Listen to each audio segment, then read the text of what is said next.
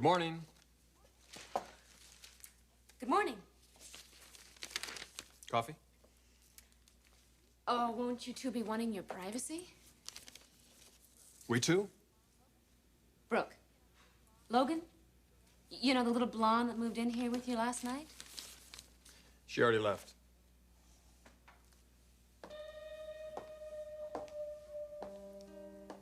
She's not lingering in bed, reliving the ecstasies of the night?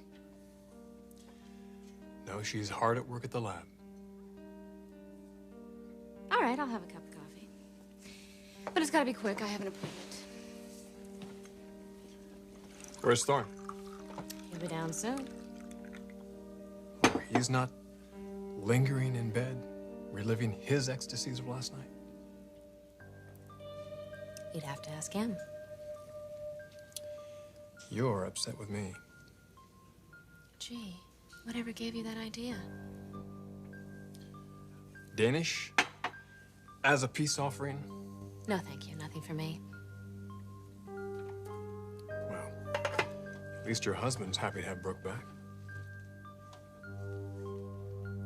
I heard the phone earlier. Someone picked it up before I got to it. Thorne did. It was from the office. Was it the folks? No. Wonder where they spent the night. Hotel, Dad said. Just the two of them. Kind of like a second honeymoon.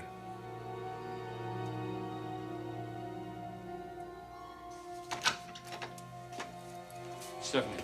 Eric. Oh, God. So glad to see you. My God, what have you done to her? No one has touched her. Come on, look at her. She spent the night in jail, Mr. Forrester. By the way, your attorney called. He's on the way over. You can wait for him in here. Could we please have some time alone? Yes, you may. The door will be locked. Lieutenant, what about these?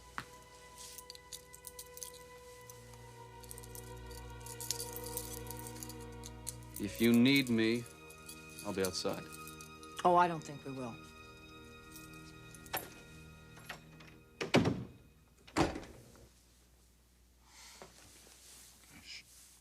Oh, God. Eric.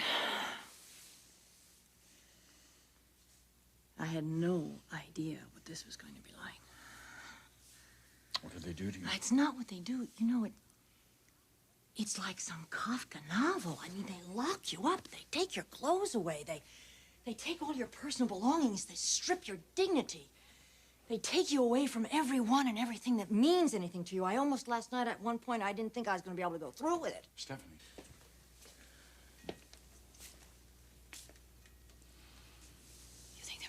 You think the room might be bugged? Now, look, I just want you to understand.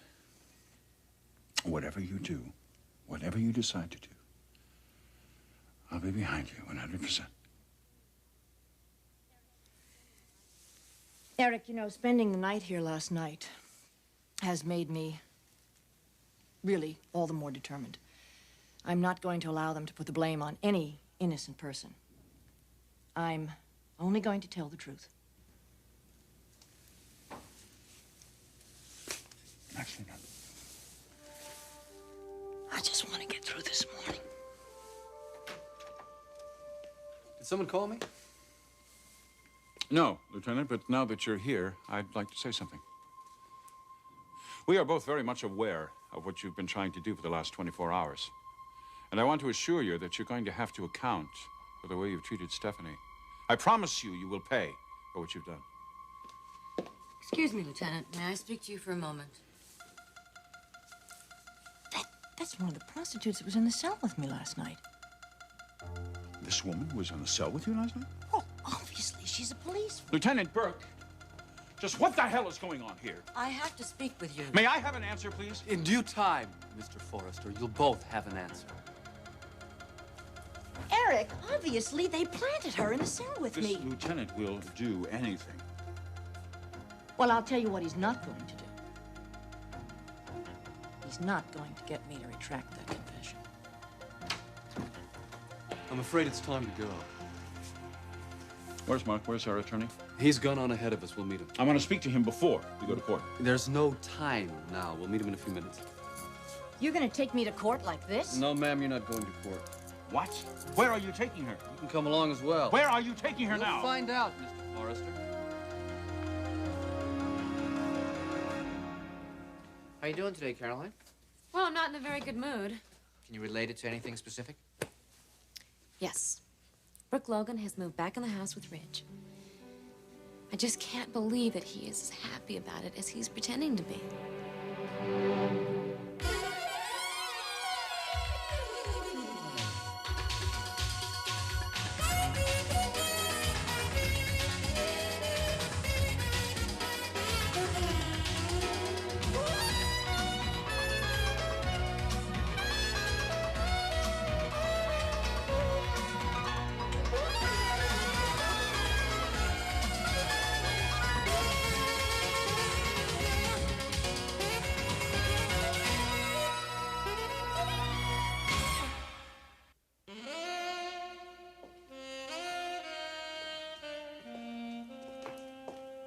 Morning. Hey, Thorne. Hey, did Caroline leave already? Yeah, about a half hour ago. Did you talk to her? Briefly, she had an appointment. Did she say very much about Brooke? Enough. She say much to you? Hardly anything. I don't think she's too thrilled about having Brooke back in the house here. We gotta do something about that. Like what? Like find a way to help them become friends again. Well, Brooke's more than willing. Yeah, but you're really the key, Rich. I am. That's right. How? You've got to convince Caroline that you really do love Brooke.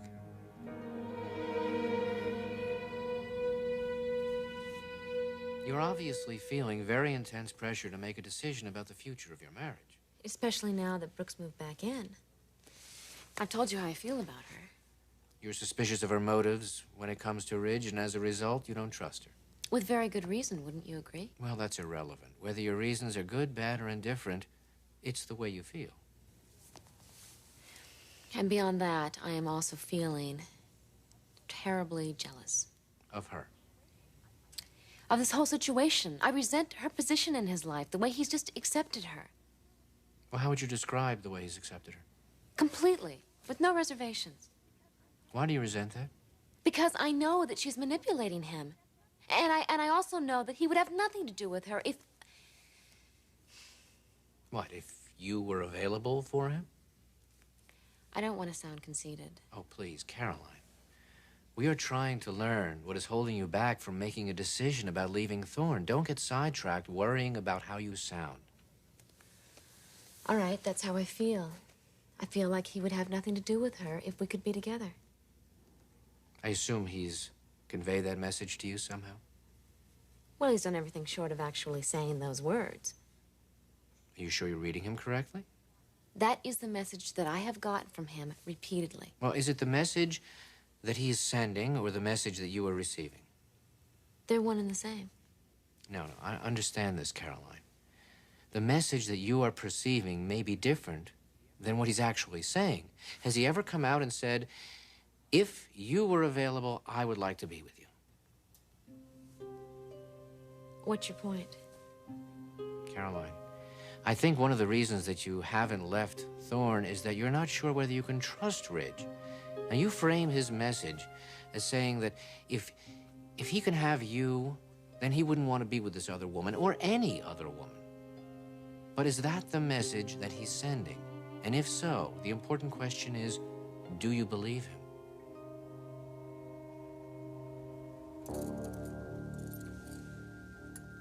Counselor, have you explained the purpose of this meeting to your clients? I haven't had a chance to see my clients this morning. Do you want to do that now? I want them to hear it from you. Is that all right with you folks? I want someone to tell us what's going on. I don't care who does it.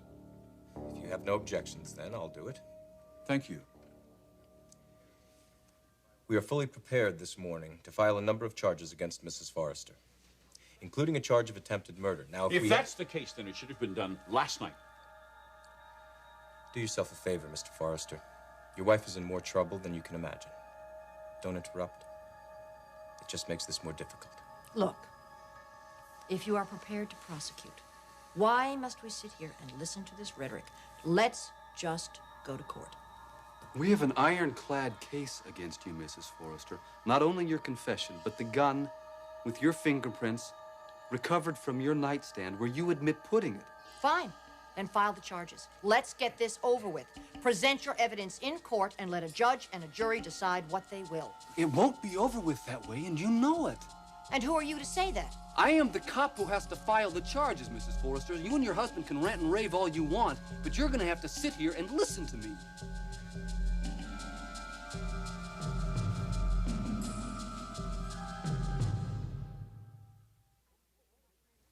I hope that you're not trying to convince me that I've sold myself on this notion that Ridge wants me, and only me, because he is the one that has sent that message to me on more than one occasion. Well, then I assume that Ridge is unhappy in his present situation with Brooke. Well, in the sense that she's obviously his second choice, I imagine he is unhappy. How has he demonstrated that to you? In the past, he has let his feelings be known to me repeatedly. In the past? I don't think his feelings have changed. I see. Well, then I guess we can eliminate Ridge as a reason for your indecision, right?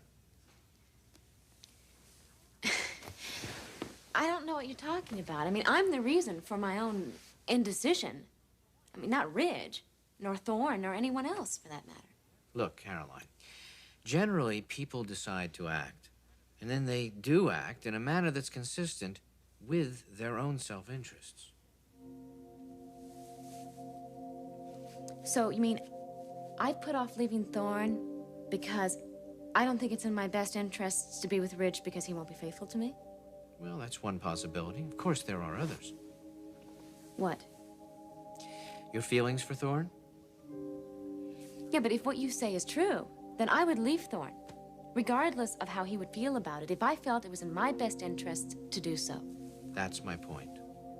I would just ignore whatever effect my leaving would have on him? Caroline, if you felt that your future with Ridge would be secure, you would leave Thorne no matter what the consequences. Look, Rich, I'm certain that Caroline only thinks Brooke is manipulating you. You've got to make her realize that that just isn't so. Caroline said that to you? No, but I have no doubt in my mind that that's why she can't warm up to Brooke. Look, I told Caroline that it was my idea to have Brooke move back into the house and live here. Just take my word for it. Just do it. Convince Caroline that you do love Brooke. I promise if you do that, everything will work out fine. The ladies will get along great.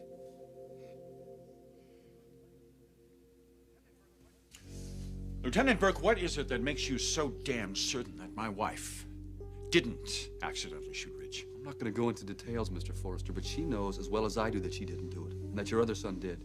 Why this vendetta against Thorne? When are you people going to understand that if this happened once, it can happen again? It won't. Now, you take my word for that. Are you willing to risk Ridge's life on the odds that it won't? Lieutenant, assuming just for a moment that you're right, why are you so convinced that my husband and I can't deal with this situation? Because you didn't deal with it the first time. And frankly, I don't know that anyone could have. Do you honestly believe that this continuous harassment of our son Thorne is a way of dealing with this? It's a way of bringing the situation out in the open, and that's a start. Well, then we differ in our approach to a hypothetical problem, Mr. Wilson. Excuse me, Counselor, but are we not drifting a little far afield here? Are you listening to the lieutenant, Mr. Oh, there's a Forrest? great deal I would like to hear from this lieutenant. But none of it has anything to do with a lecture on psychology. I am trying to tell you that you and your wife are not making things better, Mr. Forrester. From our point of view, you're making them worse. For yourselves and your sons. You let us deal with that. Look, what are you gonna do if your wife is convicted and sent to the penitentiary? What are you gonna do then, Mr. Forrester?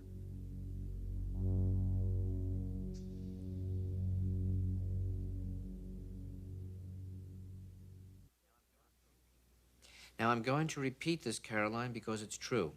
If you felt that your future with Ridge would be secure, you would leave Thorne, no matter what the consequences. That is a very strong statement. Think about it. Okay, I will. But isn't it still possible that it is my desire to not want to hurt Thorne that has held me back? Sure it is. If that desire is stronger than to have Ridge. So, what you think is that my desire to be noble by not hurting Thorne is greater than my desire to be with Ridge? No. Look, what I'm trying to say is, you will stay with Thorne only if you feel it's in your best interest to do so. So not wanting to hurt Thorne has nothing to do with it? Well, it does, if that's what's in your best interest. Not to cause this good, decent man any pain.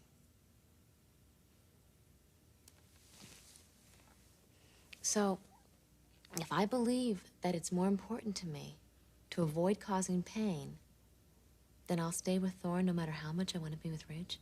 Or the other way around. But only you will make that decision, Caroline, no one else. Either I cause Thorne very deep pain, or I deny myself pleasure and happiness. Neither choice is very attractive.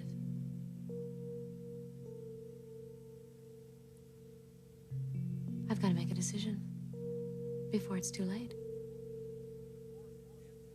Mr. Forrester, answer me. What are you going to do if your wife is convicted and sent to the penitentiary? We will deal with that if and when it happens. Do you think I want that to happen? After last night, Lieutenant, I would believe anything about you. Look, if I were that kind of a cop, damn it, I'd charge Mrs. Forrester with obstructing justice, which is exactly what she's done.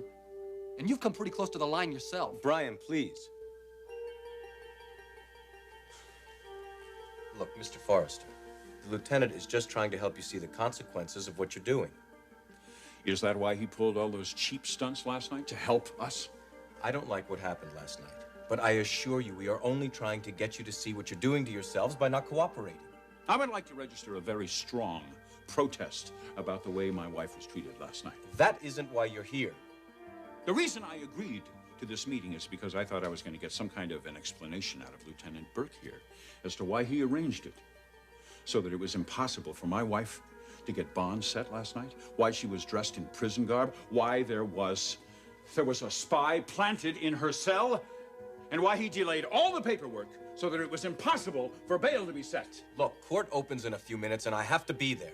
Now, are you people going to be sensible about this, or are we going to lock horns in a battle no one can win? You want me to answer that? You or your husband? I realize that you are painting a very stark picture. I understand why, but please give us some credit for some intelligence. Do you think that we have been less than candid with you? Mr. Wilson, I never said that I tried to kill Ridge. I never said that I deliberately shot him. It was an accident. A jury will decide that.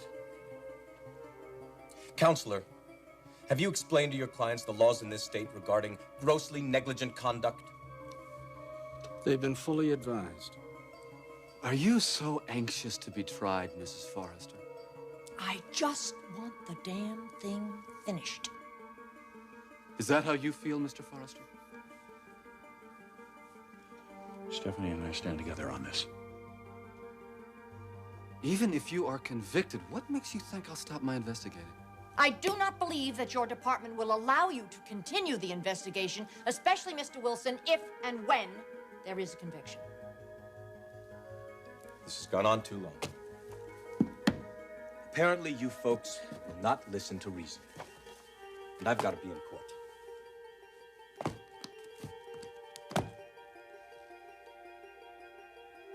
We are not going to hold you, Mrs. Forrester. The lieutenant will tell you why. Now, if you will excuse me. Good day.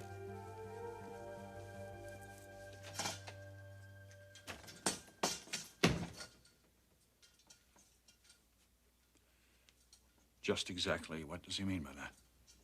We're going to release your wife. No charges will be filed. Like I said, I don't prosecute innocent people. Are you going to continue the investigation? Officially, the investigation remains open until the case is solved with an arrest and a prosecution. And unofficially, Lieutenant? I have other cases that need my attention. I won't be spending any more time on this one. Then it's over. It'll never be over, Mrs. Forrester. There's always the chance some new evidence will come up and cause us to reactivate the file. I don't want you to think that this announcement changes the way I feel. I'm still outraged at how my wife was treated last night. I didn't think that sort of thing could happen in this country. You are no more outraged, Mr. Forrester, than me by apparently law-abiding citizens who managed to totally frustrate the criminal justice system. As a policeman, I can only hope this whole thing doesn't come back and haunt all of you the rest of your lives. This is a key for the cuffs.